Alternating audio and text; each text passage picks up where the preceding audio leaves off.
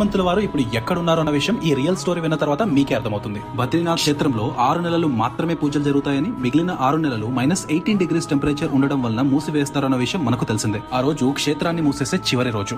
అక్కడ ఆడుకుంటున్న ఒక చిన్న పిల్లాడు లోపల దాక్కున్నప్పుడు క్షేత్రానికి తాళం వేసేశారు. ఎక్కడ వెతికినా దొరకని ఆ పిల్లాడు 6 నెలల తర్వాత క్షేత్రం తెరిచినప్పుడు ఆరోగ్యంగా మామూలుగా కనిపించాడు. అక్కడ ఉన్న వాళ్ళు ఆ అబ్బాయిని చూసి ఆశ్చర్యంతో 6 నెలలు తిండి లేకుండా ఈ చలిలో ఎలా ఉన్నావు అని అడిగారు. అప్పుడు ఆ అబ్బాయి ప్రతిరోజు అక్కడికి హనుమంతుడు వచ్చి పూజలు చేసి ప్రసాదం పెడుతున్నాడని, అండ్ తనకు ఎటువంటి చలి కూడా లోపల పెట్టలేదు అని చెప్పాడు. ఇదే విషయాన్ని 1992లో కర్ణాటకలోని ఒక పేపర్ లో కూడా పబ్లిష్ చేశారు. బద్రీనాథ్ టెంపుల్ విషయంలో సైన్స్ కి కూడా అంతుపట్టని విషయం ఏంటంటే -18 డిగ్రీస్ టెంపరేచర్ లో బద్రీనాథ్ క్షేత్రంలోని దీపం 6 నెలలు ఆరిపోకుండా ఉండడం అండ్ బ్రహ్మ కమలాలు వాడిపోకుండా ఉండడం. అందుకే గంధమాదన పర్వత శ్రేణుల్లో స్వర్గారోహణ పర్వతానికి దగ్గరలో ఉన్న ఒక గుహలో పారిజాత వృక్షం కింద నిత్యం రామ నామస్మరణ చేస్తున్న హనుమంతుడే సూక్ష్మ రూపంలో ఈ 6 నెలలు బద్రీనాథ్ క్షేత్రంలో పూజలు చేస్తున్నారు అని మన పురాణాలు చెప్తున్నాయి.